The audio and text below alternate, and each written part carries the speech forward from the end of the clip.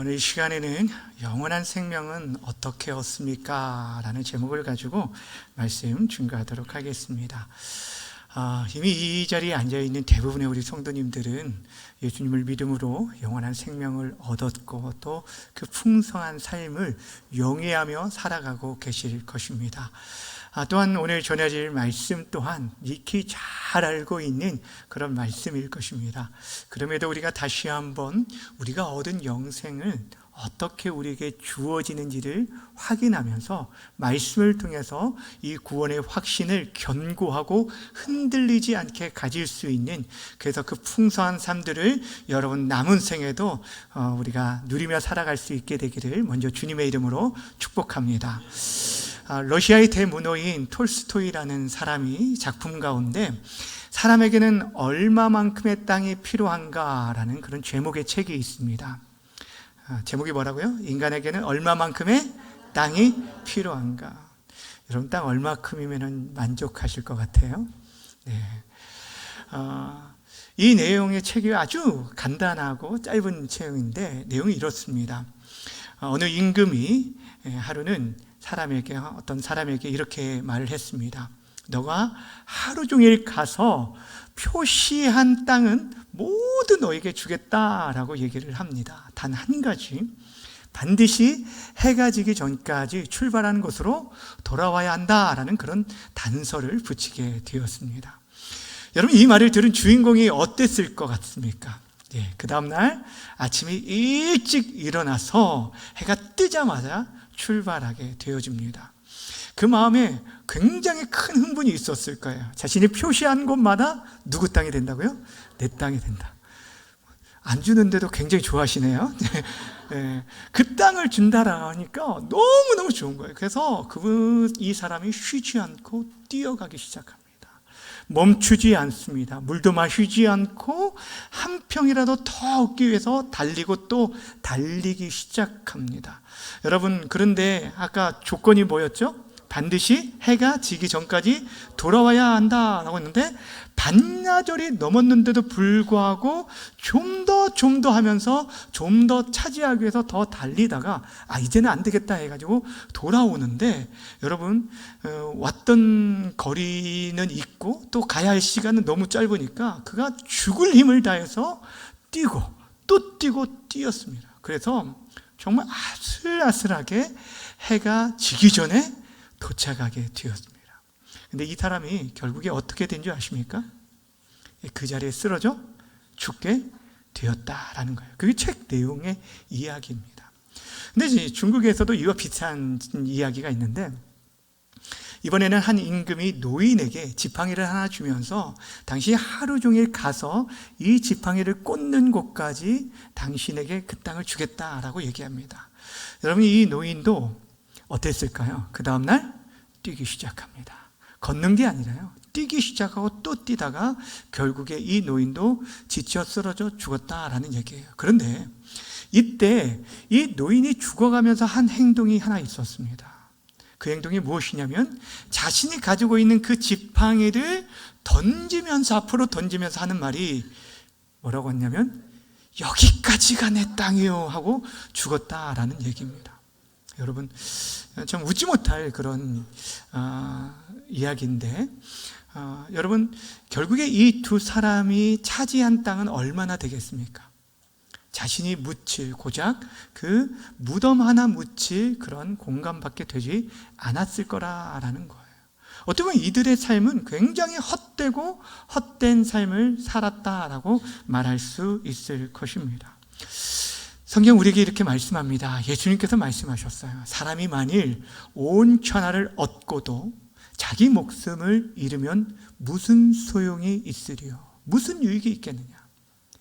사람이 이 세상에 있는 모든 것들을, 사람들이 부러워하고 정말 갖고 추구하고 싶은 그 모든 것들을 여러분들이 얻었다 할지라도 자기 목숨 하나 잃으면 아무런 유익이 없다라는 것을 말하고 있습니다. 그만큼 우리에게 가장 중요한 게 무엇이라는 걸 말해줍니까? 우리의 생명이라는 것을 말해주고 있어요. 여러분도 마찬가지일 거예요. 여러분들이 지금까지도 애쓰고 수고하면서 달려온 이유가 무엇일까? 여러분의 생명을 지키고 보존하기 위함이고 좀 더 가치 있고 보람된 생을 살기 위해서 아마 여러분 직장 생활도 성실하게 감당하고 또 여기까지 이렇게 달려오셨을 거라고 생각을 합니다. 근데 여러분 한번 돌아보시길 바랍니다. 여러분이 그렇게 달려오고 애쓰고 수고하면서 얻었던 그 모든 것이 정말 결국에 무엇을 위함인지, 여러분들 인생 가운데 마지막에 남을 것이 무엇이라고 생각하십니까?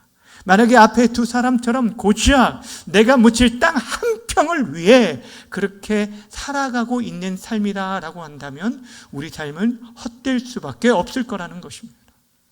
그런데 여러분, 우리의 인생의 마지막 때에 우리가 모두가 하나님 앞에 서야 할 때가 있을 텐데, 그때 내 삶이 허망하지 않고 헛되지 않고 후회하지 않기 위해서 반드시 소유해야 할 것이 있다라는 거예요. 그것이 바로 영원한 생명, 영생이라는 것입니다. 사랑하는 여러분, 여기서 영생이라는 것은 우리가 영원토록 사는 그 생명을 말하기도 하지만 더 본질적인 것은 영원하신 하나님과 함께하는 삶을 말하는 것이에요. 영원하신 하나님과 동행하는 것을 말하는 것이 바로 영생이라는 거예요. 그러게 이 땅에서도 살고 죽어서도 그분과 계속적으로 사는 이 영원한 삶을 가진 자만이 내가 어느 날 갑작스럽게 내 삶의 마지막을 맞는다 할지라도 결코 후회하지 않고 내 삶이 복되다고 자신 있게 말할 수 있을 거라는 거예요. 그런 의미에서 오늘 저는 여러분들과 영생에 대한 부분을 잠시 나누려고 합니다. 여러분, 우리 기독교는요, 뭐니 해도 누가 뭐라 해도 부활의 종교입니다. 예수 그리스도의 부활을 믿고 그를 믿는 자 또한 영원히 살게 될 것을 믿는 영생의 종교입니다.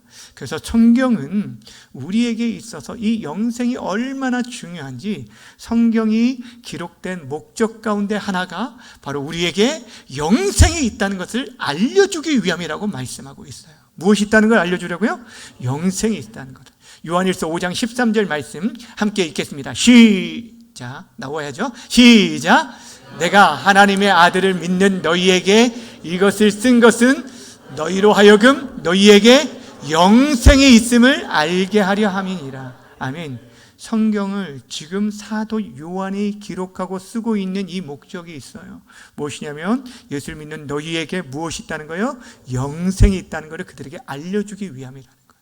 이 땅에 살아가는 사람들이 왜 이 세상에서의 삶의 끝이라고만 생각하고, 아니 때로는 영원히 살 것처럼 그렇게 바둥바둥하고 살아갑니까? 자신의 삶, 눈에 보이는 것만을 위해 살아가는 것은 죽음 이후에 나에게 영원한 삶이 있다는 것을 모르기 때문이라는 거예요. 근데 오늘 우리가 이 영원한 생명을 얻기 위해서 어떻게 해야 할까를 생각해 볼 텐데, 이거를 위해서는 성경에서 말하는 중요한 5가지 주제를 우리가 알아야 돼요. 그 핵심적인 내용을 여러분 주부에 있는 공과란에 요약해서 적어 놓았는데, 이것은 이전에도 한번 제가 말씀드렸지만 국제 전도 폭발 복음 제시 내용을 토대로 기록한 것입니다. 여러분, 우리가 영생을 얻기 위해서 첫 번째 알아야 할 것은 천국의 영생은 값없이 주시는 하나님의 선물이라는 것입니다. 따라합시다. 천국의 영생은 값없이 주시는 하나님의 선물입니다. 여러분, 그러기에 우리가 이 영생은요, 돈이나 공로나 자격으로 얻는 것이 결코 아니라는 것입니다. 성경 말씀합니다. 에베소서 2장 8절 9절에 보면 너희는 그 은혜에 의하여 믿음으로 말미암아 구원을 받았으니 이것이 너희에게서 난 것이 아니요 하나님의 선물이라. 행위에서 난 것이 아니니 이는 누구든지 자랑하지 못하게 함이라 라고 말씀하고 있습니다. 여러분, 우리가 영생을 얻어 구원받는 것은 우리의 어떤 행위로 비롯된 것이 아니라 전적인 하나님의 선물이라는 거예요. 쉽게 말하면 우리가 노력해서 이 영생을 취하고 얻을 수 있는 것이 아니라는 것이죠. 그러게 하나님께서 영생을 주셔야만이 우리가 이 영생을 받을 수 있는 것입니다. 여러분, 사실 우리가 이 인생의 생명과 관련된 가장 중요한 것들은요, 여러분이 애써서 노력하여 얻는 것이 아니라 하나님 우리에게 늘 값없이 주시는 것이에요. 생각해 보세요. 우리의 생명에 가장 필요한 밝은 햇빛과 공기와 물, 이거 여러분들이 막 애쓰니까 여러분에게 오는 건가요? 아닙니다. 하나님 우리에게 거저 주시는, 공짜로 주시는 선물이라는 거예요. 마찬가지로 영생도 하나님은 우리에게 주시는 선물이라는 것입니다. 자, 그렇다면 왜 하나님께서 우리에게 이 영생을 선물로 주셔야만 할까요? 이것을 알기 위해서는 성경이 인간에 대해서 말하는 것을 이해할 때 우리가 좀 더 분명히 알 수 있습니다. 여러분, 성경이 인간에 대해서 뭐라고 말합니까? 많은 것들을 정의하고 있습니다. 근데 인간에 대한 가장 본질적인 정의가 뭐냐면, 따라합시다. 인간은 죄인입니다. 여러분, 우리 인간이 죄인이라고 성경은 말하고 있고, 그러므로 인간은, 죄인된 인간은 스스로 자신을 구원할 수 없다라는 거예요. 성경은 말씀합니다. 로마서 3장 23절에 보면은 모든 사람이 죄를 범하였음에 하나님의 영광에 이르지 못하였다. 여기에 모든이라는 것은 이 세상에 있는 모든 사람을 말하는 것 같아요. 한 사람도 예외가 없다라는 것을 말하고 있습니다. 여러분, 모든 사람이 죄를 범했어요. 그래서 하나님의 영광인 그분의 나라에 이를 수 있는 사람이 단 한 사람도 없게 되었다라고 말씀해 주고 있습니다. 사랑하는 여러분, 우리들이 생각할 때는 아니 그래도 모든 사람을 죄인이라고 말하는 것들에 대해서 좀 마음에 부담이 있을 수도 있지만, 여러분이 생각하는 죄와 성경에 말하는 죄의 정의가 좀 다른 것을 보게 됩니다. 성경에는 죄를 뭐라고 말하냐면 크게 네 가지를 말하는데, 첫 번째는 뭐냐면 우리들이 잘 알고 있는 것처럼 강도나 살인이나 도적이나 간음처럼 하지 말아야 할 것을 한 것을 뭐라고 해요? 죄. 이건 모두가 다 동의하는 거죠. 두 번째는 무엇이냐면, 여러분, 부모, 공경과 이웃사랑과 같이 해야 할 것을 하지 않는 것 역시 죄라고 말을 합니다.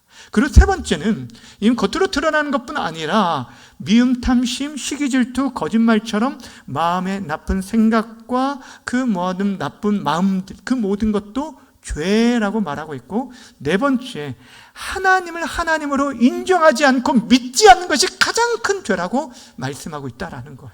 그러니까 우리들이 눈으로 보여주고, 사람들은 세상은 그렇죠. 들키지 않으면 돼.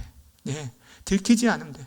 횡령을 했어도, 바람을 폈어도 들키지만 않으면 돼 라고 얘기하지만 성경은 그렇지 말하지 않는다는 거예요. 우리 마음속으로 어떤 생각을 품고 있느냐도 그 모든 것이 죄라는 거예요. 여러분, 그렇다면, 그런 기준으로 본다면 여러분 하루에 몇 번씩이나 죄를 질까요? 나는 죄인이 아니라고 자신 있게 말할 수 있는 사람이 있을까요? 앞에 있는 저 또한 머릿속으로 생각하는 거, 이런 것들을 한다면 아마 수십 번도 하루에 죄를 짓게 되어질 것이에요. 그럼에도 불구하고, 아니 목사님, 그래도 죄 안에 선한 일들이 얼마나 많은지 아십니까? 제가 나쁜 생각도 하지만 제 안에는 정말 선한 일도 많이 했습니다. 근데 어떻게 모든 사람을 죄인이라고 그렇게 취급할 수 있습니까? 라고 불편해하는 사람도 있을지도 모르겠어요. 근데 여러분, 한 가지 제가 예를 한번 들어볼게요. 제가 만약 아침 식사로 계란 요리를 해주려고 여러분 중에 누군가를 초대했다라고 생각해 봅시다. 여러분, 한 사람이 초대를 받았다라고 한번 생각을 해보세요. 제가 냉장고에 있는 계란 5개를 꺼내서 볼에 하나씩 깨뜨렸어요. 몇 개를 꺼냈다고요? 5개를 꺼냈어요. 근데 그 마지막에 깨뜨린 이 계란이 완전히 썩고 상한 계란이었어요. 실수였지만 여러분, 지금 이미 싱싱한 계란과 섞이고 말았어요. 그런데 그것을 여러분이 본 거예요. 저는 여러분이 못 본 줄 알고, 싱싱한 계란이 몇 개나 들어가 있어요? 4개나 들어가 있는데 뭐 섞으면 아무런 티가 안 나겠지라고 하고 그 요리를 해서 여러분에게 만약 드렸다라고 한다면, 그 계란 요리를 맛있게 드실 분 있으신가요? 억지로 드시면 드시더라도 맛있게 드실 수 있는 사람 없어요. 썩은 것을 아는데 어떻게 그것을 먹을 수 있습니까? 여러분, 마찬가지예요. 여러분, 다른 계란들이 아무리 싱싱하더라도 썩은 계란 하나만 들어가도 요리 전체를 망치는 것처럼 우리 삶에도 스스로 볼 때 나는 좀 괜찮은 사람인데, 나는 법 없이도 사는 사람이에요, 지금까지 사람들에게 해를 끼쳐본 적이 없는 사람이에요 라고 말할지라도 여러분 안에 조금이라도 부패한 생각이나 죄악된 행위가 있는 한 거룩하시고 완전하신 하나님께서 여러분을 결코 기쁘게 받으실 수 없다라는 것입니다. 무슨 말인지 아시겠어요? 그래서 성경은 뭐라고 말해요? 의인은 없나니 하나도 없다. 의인은 없나니 하나도 없다라고 말씀하고 있는 것입니다. 자, 그렇다면 이런 죄인이 어떻게 영생을 얻을 수 있을까? 이것을 알기 위해서 우리가 하나님에 관해서 성경이 뭐라고 말씀하고 있는지 이것을 좀 이해할 때 우리가 좀 더 선명하게 알 수 있어요. 여러분, 성경은 하나님 뭐라고 말씀하십니까? 하나님에 대한 가장 큰 정의가 뭐냐면 하나님은 사랑이시다라는 거예요. 따라합시다. 하나님은 사랑이시다. 여러분, 하나님은 사랑이십니다. 하나님은 자비로우신 분이에요. 그 자비로우신 하나님께서는 사실 우리를 벌하시는 것을 원치 않으십니다. 우리 부모들이 자녀들을 때리는 거 좋아하는 사람은 단 한 사람도 없는 것처럼 그렇다는 거예요. 그러나 우리 하나님이 사랑이시지만 동시에 성경은 그 사랑의 하나님이 공의로우신 분이라고 말하고 있어요. 그렇습니다. 하나님은 의로우신 분이기 때문에 우리를 사랑하시지만 우리의 죄에 대해서는 반드시 벌하셔야만 한다라는 것이에요. 성경은 말씀합니다. 출애굽기에 보면은 벌을 면죄하지는 아니하시고 반드시 뭐하리라고요? 보응하리라. 뭐 한다고요? 보응한다라고 말하고 있습니다. 여러분, 하나님 안에 사랑이라는 속성과 공의라는 이 속성이 있는데 이것이 두 가지가 충돌하는 것처럼 보이지만 그렇지 않아요. 오히려 그분 안에서 온전히 나타나게 되어지는 것이에요. 아주 오래전에 러시아에 가르시아라는 장군이 있었습니다. 이때 이제 전쟁 중이어서 부대원 전체와 또 그의 가족들까지 함께 이동하는 그런 상황이었는데 식량이 점점 부족한 가운데 있었는데 한 번은 부하가 와서 식량을 도둑질하는 사람이 있다라는 보고를 하게 됩니다. 여러분, 너무너무 화가 나가지고 이 가르시아 장군이 사람들에게 이렇게 공포를 하게 됩니다. 누구든지 지금부터 식량 훔치다가 잡히는 사람은 끔찍한 채찍질을 가하겠다라고 엄포를 놓았습니다. 그리고 며칠이 지난 다음에 부하가 와서 얘기합니다. 장군님, 좋은 소식과 나쁜 소식이 있습니다. 먼저 좋은 소식을 알려줬어요. 좋은 소식이라는 것은 그동안 이 식량 훔친 범인을 잡았다는 거예요.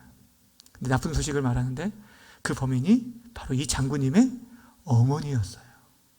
여러분, 이 장군이 이 얘기를 들었을 때 얼마나 놀랐을까요? 굉장히 고민이 되었어요.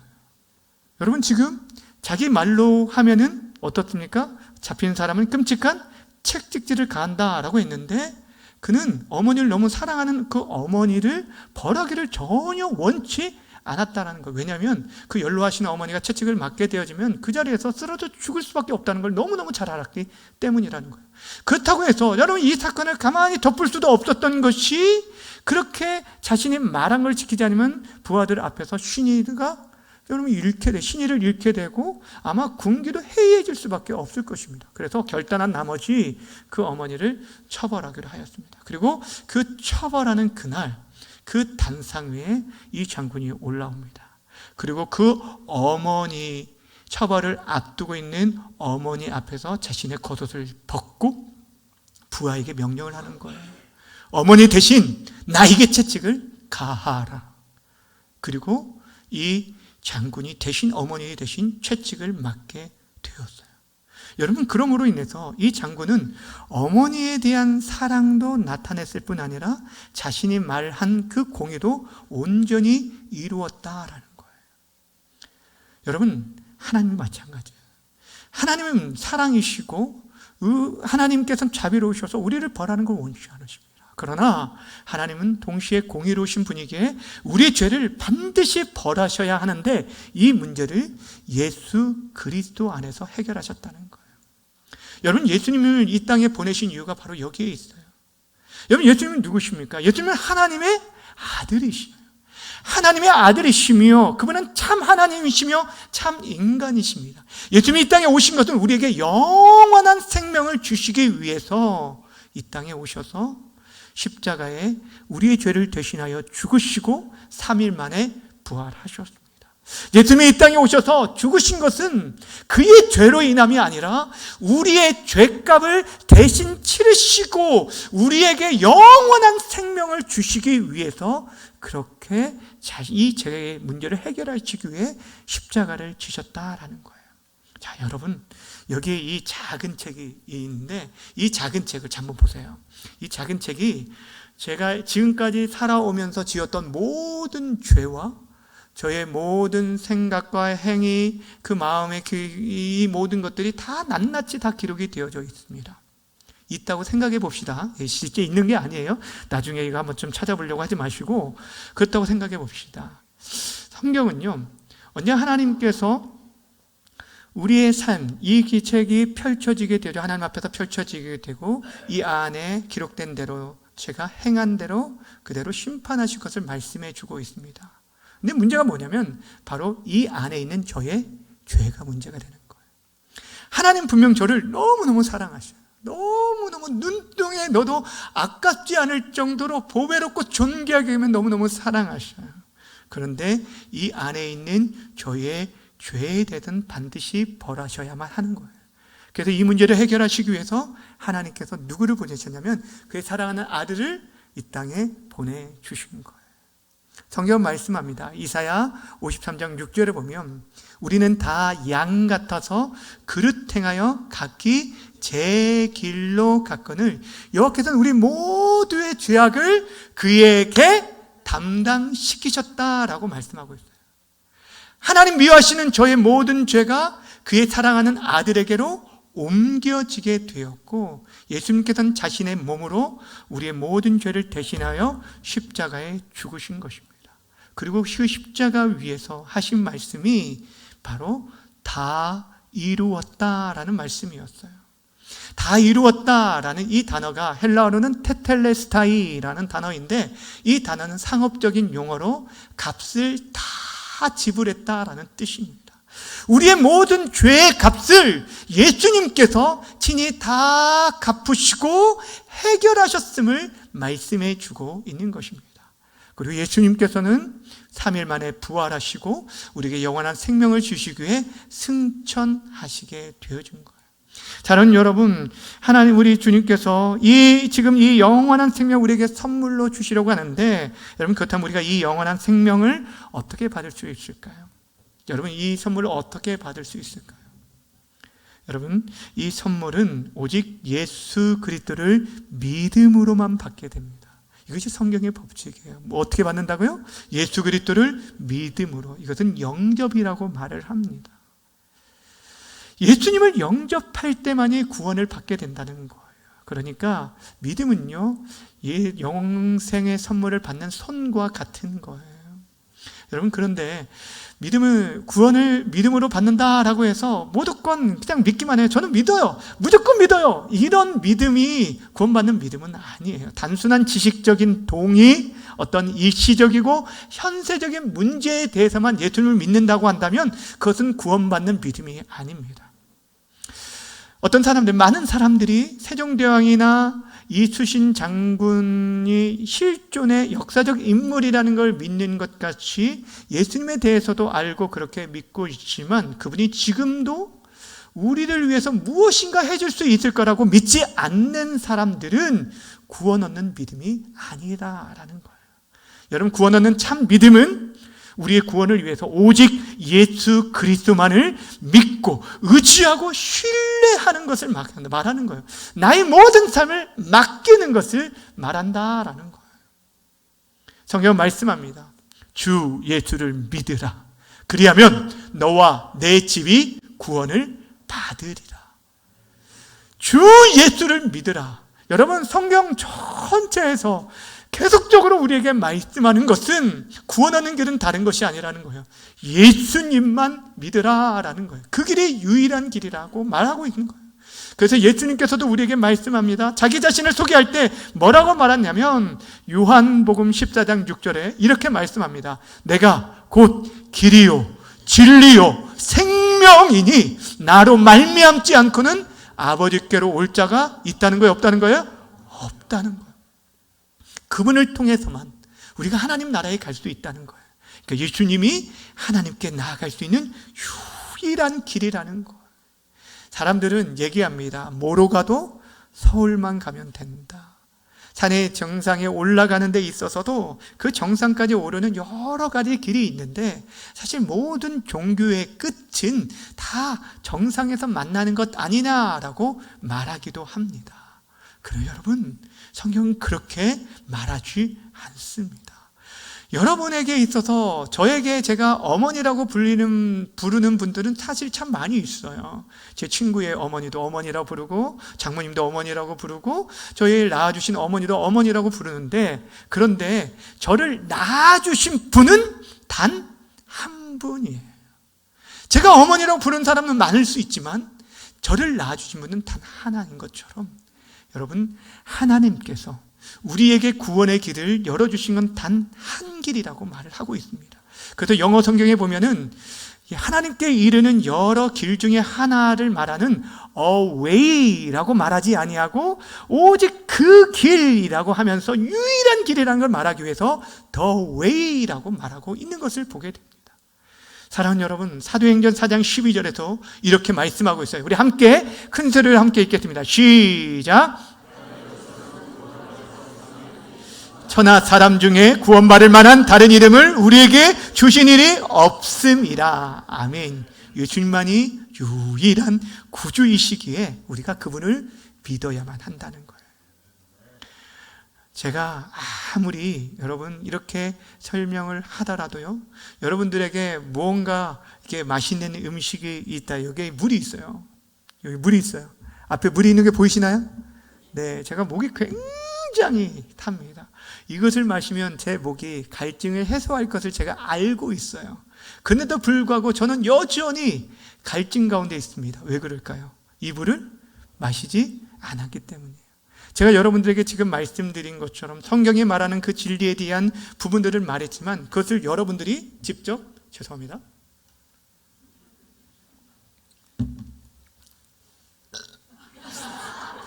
죄송합니다. 네. 마셔야 갈증이 해소되는 것처럼 여러분이 그 예수님을 여러분 개인이 믿어야 구원을 얻게 되는 것입니다. 사랑하는 여러분, 온 천지 만물을 창조하신 하나님께서 여러분에게 이 영생의 선물을 주기를 원하십니다. 여러분, 사랑하는 아들아, 사랑하는 딸아, 내가 너에게 이 영생의 선물을 주기를 원하는데 이 선물을 받길 원하느냐라고 한다면 여러분은 이 영생의 선물을 받기 원하십니까? 그렇다면 여러분, 이 시간에 함께 저와 함께 기도를 했으면 좋겠어요. 제가 여러분을 도와드리겠습니다. 여러분 마음 가운데 예수님을 모시고 내가 믿겠다라고 진심으로 고백하면 하나님께서 여러분의 삶을 이끌어 주시고 천국까지 여러분을 인도하여 주실 것입니다. 화면을 보시면 영접 기도문이 있는데 여러분이 한 소절씩 저를 따라서 함께 해주시고 또 이미 예수님을 믿는 분들도 다시 한번 우리 마음 가운데 확신을 가지고 함께 하셨으면 좋겠습니다. 기도하겠습니다. 하나님 아버지, 지금까지 저는 제 자신을 믿고 살아온 죄인입니다. 저의 죄를 회개하오니 용서해 주옵소서. 예수님이 저의 죄 때문에 십자가에서 죽으시고 부활하신 것을 믿습니다. 지금 이 시간 제 마음의 문을 엽니다. 예수님, 제 마음에 들어오셔서 저의 구원자와 저의 삶의 주인이 되어 주옵소서. 이제부터 제가 하나님 앞에 설 때까지 저의 삶을 인도해 주옵소서. 예수님의 이름으로 기도합니다. 아멘. 여러분, 이 믿음으로 여러분이 진심으로 고백했다면 여러분이 고백한 것이 무엇을 뜻하는지를 성경 구절 마지막 한 절을 읽고 말씀을 마무리하도록 하겠습니다. 요한복음 6장 47절 말씀 큰 소리로 함께 읽겠습니다. 시작! 또 내가 이르노니 믿는 자는 영생을 가졌나니. 여러분, 믿는 자는 무엇을 가졌다고요? 영생을 가질 것이라고 말했나요? 가졌다고 말합니까? 이미 가졌다. 여러분, 예수를 믿는 순간 여러분 안에 예수님께서 임하여 주시고 성령께서 임하여 주시고 하나님과 함께하는 삶, 앞에서 말했죠. 영생은 유일하신 하나님과 그의 아들, 보내신 아들 예수님을 아는 것인데 그분과 알고 사귐을 가지고 동행하는 삶이 영생이에요. 그리고 이 땅에서뿐 아니라 저 영원한 하나님이 예비하신 천국에서도 그렇게 주님과 함께하는 삶이 바로 영원한 삶이라는 거예요. 여러분, 예수님을 믿는 순간 영생을 가졌습니다. 그래서 오늘이라도 하나님께서 우리를 부르신다면 우리는 걱정할 필요가 없는 것이 이미 우리에게 준비된 하나님의 나라가 있기 때문입니다. 바라고 원하기는 오늘 예배에 참석한 우리 성도님들, 기존에 교회를 왔다 갔다 하셨지만 아직까지도 내 마음 가운데 진실로 예수님을 믿지 못한 분들이 있다라고 한다면 오늘 말씀을 다시 한번 기억하시고 예수님을 여러분의 인생의 주와 그리스도로 믿고 섬김으로 말미암아서 예수님과 동행하는, 하나님과 동행하는 성령님의 풍성한 능력 가운데 하나님의 자녀의 권세를 누리며 살아가는 우리 모든 성도님들 다 되시기를 주님의 이름으로 간절히 축원합니다. 기도하겠습니다. 참 좋으신 하나님 아버지, 고맙고 감사함을 드립니다. 오늘 이렇게 주의 사랑하는 성도들과 함께 하나님의 말씀을 나눌 수 있는 귀한 시간을 허락해 주신 거 고맙고 감사함을 드립니다. 영접하는 자, 곧 그 이름을 믿는 자에게 하나님의 자녀된 권세를 주신다고 말씀하신 것처럼 하나님 아버지, 예수님을 믿고 영접함으로 하나님의 자녀가 되어 영생을 얻는 주의 백성들 다 되게 하여 주옵소서. 하나님, 동이 서에서 먼 것 같이 우리 모든 죄가를 다 옮기신다고 말씀하신 주님, 하나님 아버지, 우리 모든 죄를 다 사여 주시고 영원한 생명을 얻고 정말 주의 은혜를 찬양하며 아직도 그 은혜를 알지 못하는 사람들에게 이 사랑을 전할 수 있는 주의 사랑하는 모든 성도들 되게 하여 주옵소서. 하나님, 깨달을 수 있는 영을 허락해 주시고 믿는 믿음을 허락해 주시고 풍성한 은혜로 인해서 감사하고 감격하며 찬양하며 살아가는 우리 모두가 되어줄 수 있도록 역사하여 주옵소서. 감사드리며 예수님의 이름으로 기도하옵나이다. 아멘.